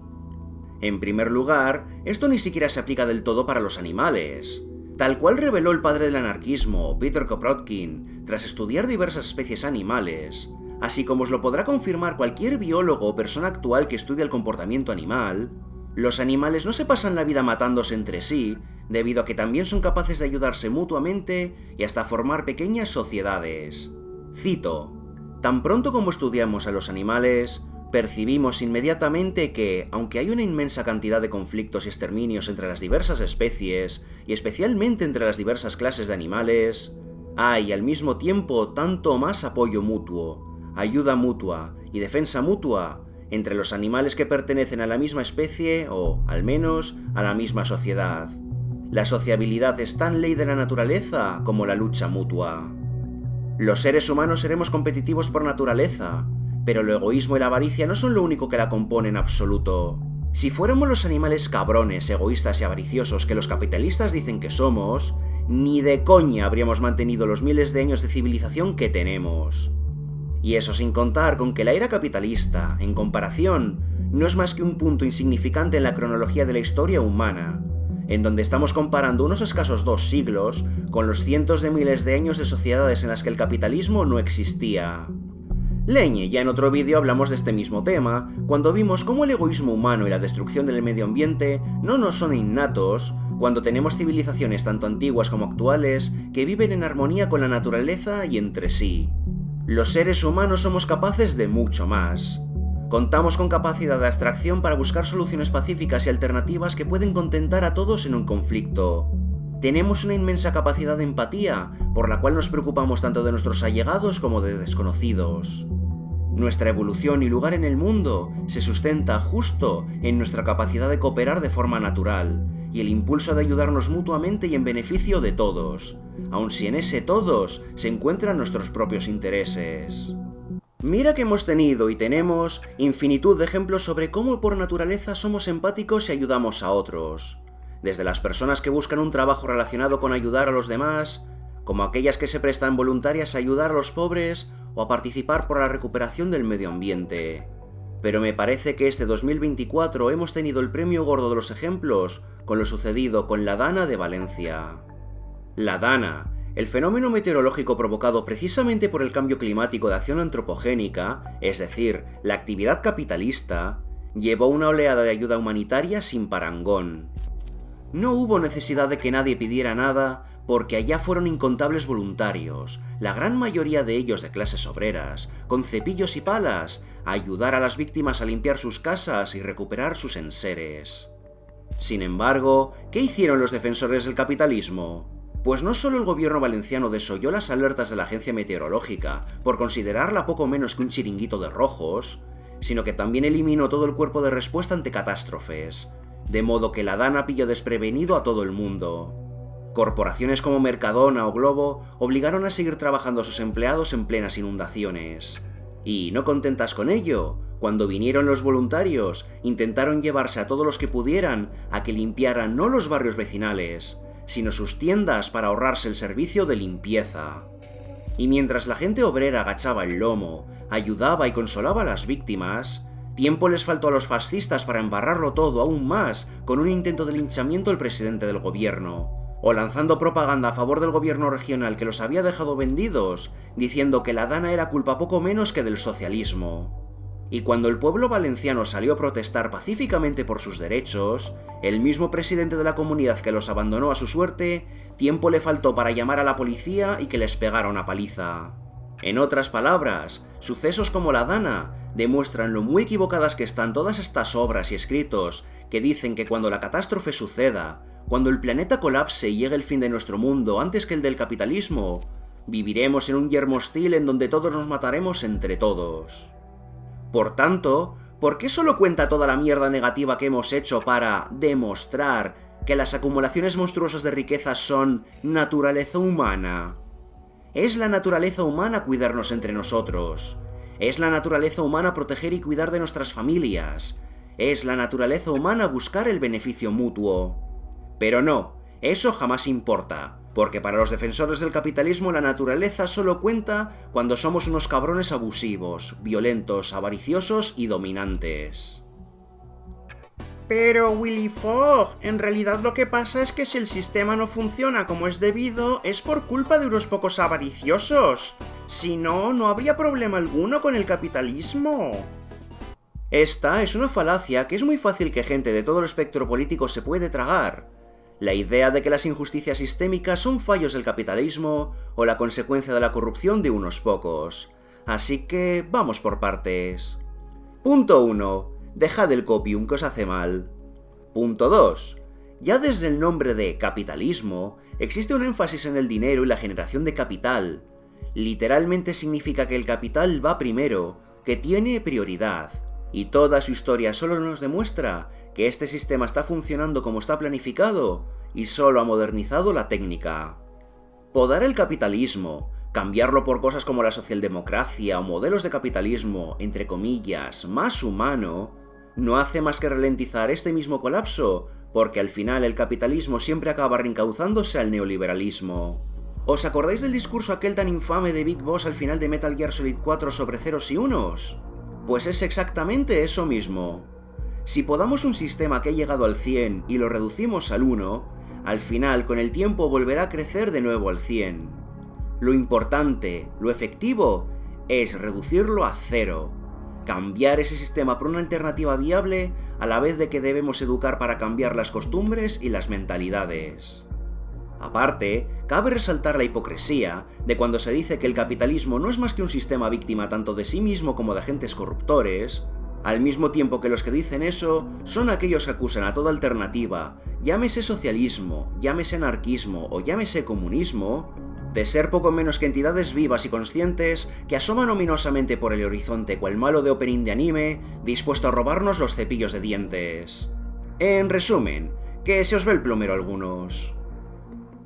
Ahora que hemos repasado por encima la lista de falacias y chuminadas por las que se excusa el realismo capitalista, creo que merece la pena incidir en que, si os fijáis, toda crítica que se puede hacer contra otros sistemas y toda burla sobre cómo todo lo demás fracasó estrepitosamente, puede devolverse el propio capitalismo. En primer lugar, la mayor constante que hemos visto a lo largo de este vídeo y de hasta nuestras vidas cada vez que toca lidiar con el realismo capitalista, es la paradoja de exacerbar al capitalismo como el único sistema imaginable, a la vez de la necesidad de protegerlo ante la posibilidad de que pueda ser criticado o superado. Y no, mi obra, no puedes tener ambos. Escoge. O el capitalismo es perfecto, incriticable, y por tanto no requiere defensa alguna porque su eficacia se demuestra sola, o el capitalismo es un sistema corrupto completamente inhumano y por tanto toda crítica es válida. Porque es muy irónico que la misma gente que celebra la muerte de otros sistemas y se da golpes en el pecho por su amado capitalismo, luego culpa a dichos sistemas muertos y enterrados que presuntamente ya no pueden hacer daño a nadie de las cosas que hace el capitalismo. Qué curioso es que para los defensores del capitalismo, otros sistemas, sean los que sean, siempre desembocan en hambre, pobreza y frío. Quiero decir, no solo llevamos la friolera de una hora hablando sobre cómo eso no es verdad, sino que encima podemos devolver la pelota. Y tal vez mi ejemplo favorito fue el que pasó en 2021, cuando el senador republicano Ted Cruz, uno de esos señores muy neoliberales que a cada cosa que dice las termina con poco menos un o ganamos nosotros o ganarán los rojos con su frío, su pobreza y su hambre, abandonó el país para irse de vacaciones a Cancún en medio de una de las mayores borrascas en Estados Unidos. Sí, el señor encargado de representar políticamente al estado de Texas vio que hacía fresquito y se fue de vacaciones al Caribe en plena crisis climática, dejando a su suerte a los tejanos. Y como Texas no está preparada para cosas así al ser un desierto, la población tuvo que subsistir con el frío, con el hambre al estar las carreteras cortadas, y lo que significa la pobreza, porque todos estaban helando por igual mientras el rico de la región estaba por ahí de guateques. Nos reímos, pero las estimaciones dicen que murieron más de 200 personas de frío. Pero menos mal que es o el capitalismo neoliberal, o el frío, el hambre y la pobreza. Luego, ¿qué más? ¡Uy, sí! Que sin capitalismo todos volveríamos a las épocas de los gulags y los trabajos forzados. Claro, las cositas que nos dio el capitalismo, como el fascismo y el nazismo, que no dejan de ser el brazo armado al que acuden los capitalistas, cuando se sienten acorralados por la plebe si ésta exige sus derechos demasiado, con sus progromos y campos de concentración, de repente han dejado de existir. ¡Qué casualidad! Pero lo bonito está en nuestro presente. Sin contar toda la mano de obra esclava que hay ya en el mundo empleada por grandes corporaciones, y la forma en la que hemos esquilmado y empobrecido a los países del tercer mundo, para luego encima usarlos de vertederos de nuestra mierda, qué curioso que en nuestro glorioso primer mundo también se dan las mismas condiciones que en aquellos perversos gulags. Por ejemplo, en Estados Unidos, el país de la libertad, uno de los negocios más rentables es el carcelario. Auténticas corporaciones pugnan por construir supercárceles y controlar el sistema penitenciario, porque de esta forma pueden hacer con los prisioneros lo que les venga en gana. Y uno de los principales métodos es utilizarlos como mano de obra esclava, lo que incluye toda clase de abusos y vejaciones porque, si estos se quejan, no solo las quejas caerán en oídos sordos, sino que se puede denegar cualquier documento que confirme su reinserción, lo cual, a su vez, actúa en beneficio de la propia corporación carcelaria porque significa que dicho esclavo no puede escapar. Pero eso no solo ocurre en Estados Unidos. Ahí anda Bukele en El Salvador, anunciando a bombo y platillo que los presos de sus cárceles no servirán más que como mano de obra esclava sin un solo minuto de descanso. Y si todo eso falla, siempre está la mención honorífica de que cualquier alternativa al capitalismo se basa en el adoctrinamiento. Porfa, no me hagáis poneros el vídeo de todos los presentadores de noticias de Estados Unidos diciendo exactamente lo mismo, que me da todo el yuyu de lo distópico de cojones que es. We are extremely proud of the quality, balanced journalism that CBS 4 News produces. But we are concerned about the trouble and trend of irresponsible, one-sided news stories plaguing our country. The sharing of biased and false news has become all too common on social media. More alarming, some media outlets publish these same fake stories without checking facts first. The sharing of biased and false news has become all too common on social media. More alarming, some media outlets publish these same fake stories without checking facts first. Unfortunately, some members of the media use their platforms to push their own personal bias and agenda to control exactly what people think. And this is extremely dangerous to our democracy. this is extremely dangerous to our democracy. This is extremely dangerous to our democracy. This is extremely dangerous to our democracy. Fuera de eso, es que llevamos ya más de 30 años tragándonos la normalización del capitalismo como la única cosa que existe, hasta el punto de esta esterilidad, en la que somos incapaces de pensar en alternativas, pese a que estamos viendo el mundo literalmente arder.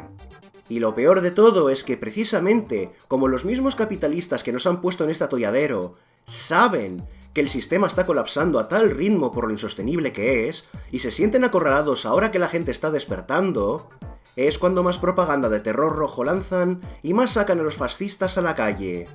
Exactamente lo mismo que pasó camino de un siglo y lo que desembocó en la Segunda Guerra Mundial.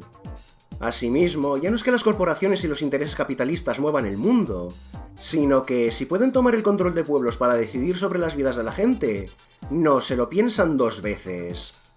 Y como ejemplo, ahí tenemos el pueblo mexicano de Chamula, en donde Coca-Cola hace años que instauró un monopolio de bebidas tan bestial que la gente solo puede beber eso por encima del agua. Y no solo es la localidad con mayor índice de diabetes del país, sino que desde la propia corporación se enseña poco menos que esta es una bebida sagrada, de modo que hasta la población la utiliza en rituales religiosos. Y no salimos de Coca-Cola, porque ya vimos en este canal también cómo esta corporación y Microsoft se aprovechan del filantrocapitalismo para controlar económicamente regiones africanas que convertir en títeres económicos y políticos en base a la dependencia que su presunta filantropía provoca. Y eso cuando dichos filántropos no invierten en las cosas contra las que están luchando, cual bombero que provoca incendios solo para que todos le vean apagarlo. Al contrario que en la historia de Homelas, nosotros no podemos simplemente irnos de la civilización, y eso incluye irnos a donde nos destierre verbalmente el cuñado de turno porque el capitalismo lo engloba todo. Y peor aún, en esta era de declive sin alternativa a la vista, vemos cómo sus agentes son más agresivos que nunca, porque están dispuestos a hundirnos a todos, mientras ellos se disponen a colonizar otros planetas o a vivir en búnkeres para sobrevivir al colapso. Irónicamente, una de las mayores paradojas del realismo capitalista es la llamada interpasividad, debido a que, según Realismo Capitalista de Mark Fisher, el capitalismo crea artefactos de culturas, ideologías y filosofías, arrebatándoles el significado, el contexto y el sentido, y lo reduce a la mera estética. Lo mismo sucede con el propio anticapitalismo. Para ello, Fisher se apoya en dos iconos de la cultura pop. Por un lado, el caso de Kurt Cobain como un icono de lo alternativo, de lo rebelde, de la rabia contra el sistema, que se acabó dando cuenta de que lo alternativo y lo independiente no son contracultura, sino estilos, sabores de la cultura dominante. El descubrimiento de Cobain, expone Fisher, es que aun si toda su rabia y lasitud eran un genuino canto generacional, absolutamente todos sus movimientos ya habían sido prefijados, calculados y vendían lo que se esperaba de ellos. Tal cual se encontraba, y cito, en un mundo en el que la innovación estilística ya no es posible, donde todo lo que queda es imitar estilos muertos, hablar a través de las máscaras y con las voces de los estilos de un museo imaginario. En otras palabras, que el éxito significaba el fracaso, ya que triunfar solo significaba ser la nueva carne de la que se alimentaba el sistema. Y por el otro lado, Fisher también se apoya en la película Wall-E y en su mensaje anticapitalista y ecologista. Tal cual, si tan buena es la película y a tantas personas ha inspirado, ¿cómo es que las cosas no han cambiado ni un ápice? La respuesta se encuentra en esa misma interpasividad. Resulta que la película realiza nuestro anticapitalismo por nosotros, permitiéndonos seguir consumiendo impunemente. En otras palabras, según Fisher, el papel de la ideología capitalista no consiste en defender algo explícitamente, como hace la propaganda, sino en ocultar el hecho de que las operaciones del capital no dependen de ningún tipo de creencia subjetivamente asumida. Y es por eso por lo que, en primer lugar, no podemos protestar abiertamente contra el capitalismo y que se nos tome en serio. El anticapitalismo ha sido aglutinado y condensado en un pastiche de clichés y estéticas. Es, tal cual, un estilo dentro de la cultura dominante. Y esto pasa con todo, por irónico que suene. Y para muestra este mismo botón. A estas alturas, tanto de este vídeo como de los otros de mi canal, o los de cualquier otro personaje de izquierdas o crítico con el sistema, ahora mismo os estaréis sintiendo muy indignados. Pero en el momento en el que lleguéis a los créditos, sucederá lo habitual. Se os pasará, seguiréis con vuestras vidas, y si te he visto no me acuerdo, porque nadie habrá aprendido ni interiorizado nada. Porque ahora que os habéis sentido temporalmente culpables después de haberos echado la bronca por vuestro consumismo, vuestro siguiente rebato consumista se sentirá redimido, y ya para qué movilizarse o salir a la calle cuando el karma se ha compensado.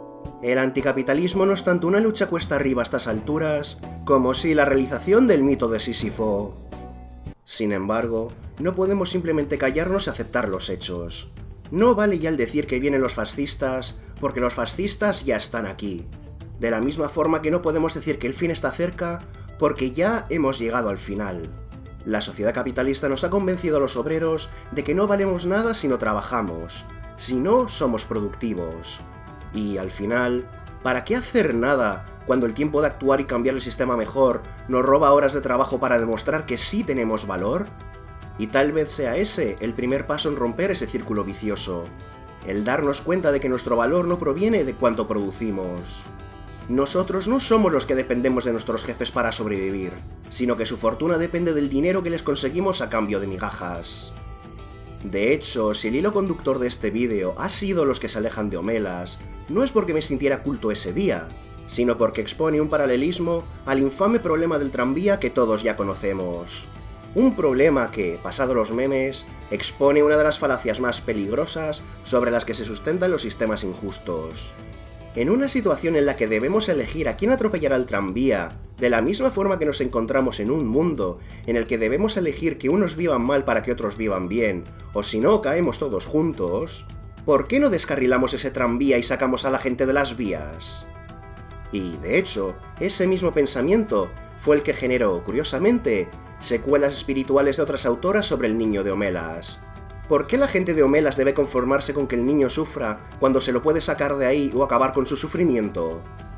En efecto, ello supone la admisión de que todos somos culpables de un modo u otro, aunque sea por inacción o beneficiariamente. Pero tal vez el kit de la cuestión no es simplemente reconocerlo, sino dar los pasos adecuados para reparar los daños.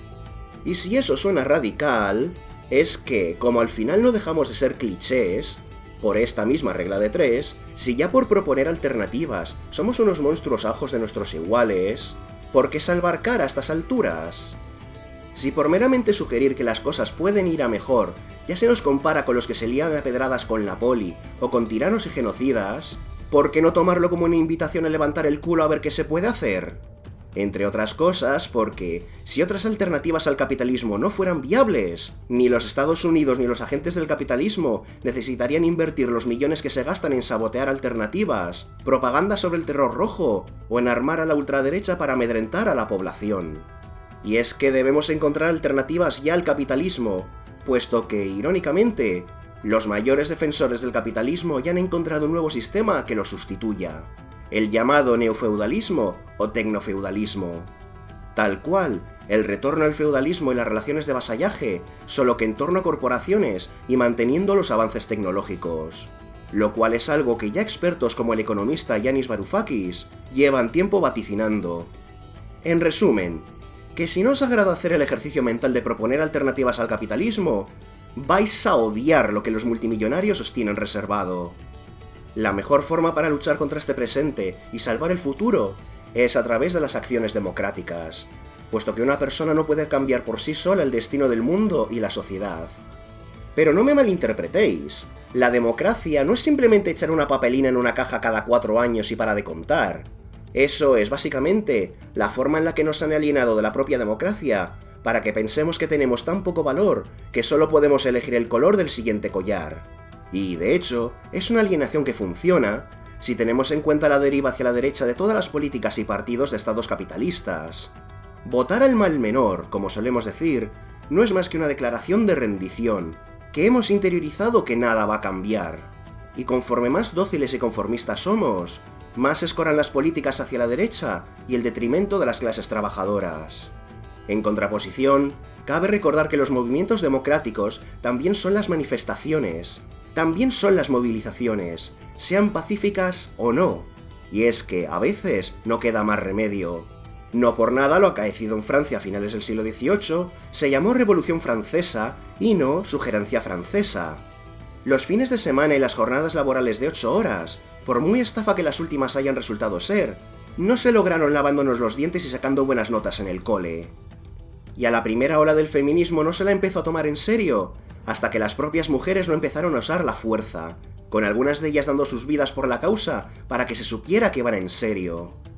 Se dice que aquellos que no aprenden de la historia están condenados a repetirla. Somos las generaciones que no tuvimos que ir a una guerra para liberar al mundo del fascismo. Y hemos vivido de las rentas de esta paz tanto que la hemos dado por sentada, hasta permitir el regreso de este mismo fascismo, y no hemos hecho nada para evitarlo. Y ahora que está arraigado y está creciendo descontrolado, invocado y desatado por unas élites que ya son incapaces por su cuenta de mantener la ilusión de que todo marcha como es debido, sinceramente creo que somos la generación que veremos perder todo lo que se consiguió hasta ahora. Solo que esta vez no hay un bloque como el soviético que le haga frente, o una internacional fuerte que nos salve del problema como sí lo hubo durante el siglo pasado. De nuevo, si tan fuerte fracasaron las alternativas al capitalismo y tan perfecto es el capitalismo como sistema, ni se habrían invertido los millones que se han invertido, ni quemado todas las vidas que se han quemado, para sabotear a posibles competidores. Y sí, es verdad, ha habido fracasos, de la misma forma que ha habido 1001 tropelías. Pero precisamente es por lo que debemos aprender de la historia para no cometer los mismos errores. El socialismo utópico intentó dar soluciones individuales a problemas sistémicos, así como que no supo inculcar los cambios de mentalidad en la gente, a la par de que intentó limar la lucha de clases. La Unión Soviética acabó convertida en una serie de totalitarismos porque no solo no supo desarraigar las viejas costumbres políticas y económicas, sino porque ya desde sus inicios y durante gran parte del siglo XX, las concepciones de los derechos humanos ni siquiera existían, ni se veían como las vemos ahora. Y muchos proyectos socialistas funcionaron a las 1000 maravillas, pero fueron saboteados por el intervencionismo externo. Lo que nos enseña que debemos cuidarnos las espaldas, a la par de encontrar medidas de que los sistemas sobrevivan a sus líderes. Y a día de publicación de este vídeo, Rojava sigue siendo un ejemplo de cómo conseguir un estado pacífico e igualitario apartado del capitalismo, aun si existe en medio de una zona de guerra.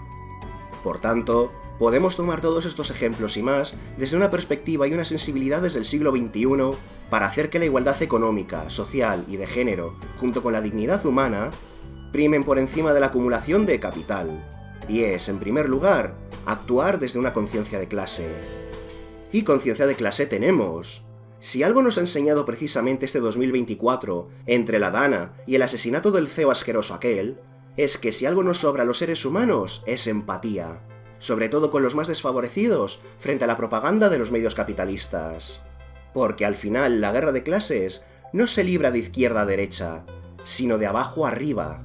Independientemente de dónde se posicione uno en el espectro político, al final no dejamos de ser obreros luchando contra clases altas que nos oprimen. Pues todos estamos igual de oprimidos. Y para quien piense lo contrario, le respondo con una cita del historiador Michael Parenti. Aquellos que piensan que son libres en este mundo, simplemente no han llegado al final de su correa. En otras palabras, que da igual que tengas un chalet con piscina y perro, o lo orgulloso que te sientas de tu colección de Funko Pops, porque al final del día todos los que no somos multimillonarios estamos más cerca de acabar como el mendigo al que ignoramos en la puerta del súper que de convertirnos en los próximos Elon Musk. Y pensar lo opuesto en base a las cosas materiales que tienes, tu propiedad personal, no te hace capitalista, sino un alienado con acceso a productos de consumo.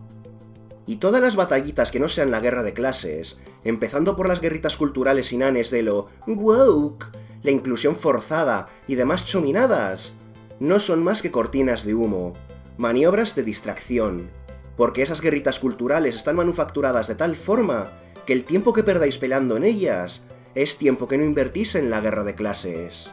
Y básicamente es eso. Todo el mundo ya sabe lo que tiene que hacer. A nadie le he descubierto nada salvo unos pocos palabras que agregar a su diccionario personal, y, como mucho, si a alguien le ha servido para poner en palabras cómo se sienten por su alineación al sistema, o ha encontrado los argumentos para callar al cuñado de turno, pues muchísimas de nadas. Porque, de nuevo, tan pronto este mondongo de vídeos ha entrado por un oído, os ha salido por el otro. Os habéis indignado mucho por la mierda de mundo en el que el capitalismo nos obliga a vivir. Pero igualmente os encogeréis de hombros de aquí a un minuto que salgan los créditos, y aquí paz y después gloria. Pero ya que hemos empezado con una historia de Ursula K. Le Guin, y la hemos usado de hilo conductor, vamos a terminar con una cita suya sobre encontrar las palabras para cambiar el sistema. Vivimos en el capitalismo. Su poder se siente inescapable, pero también se sentía así el derecho divino de los reyes. Cualquier poder humano puede ser resistido y cambiado por los seres humanos. La resistencia y el cambio comienzan a menudo en el arte, y muy a menudo en nuestro arte, el arte de las palabras.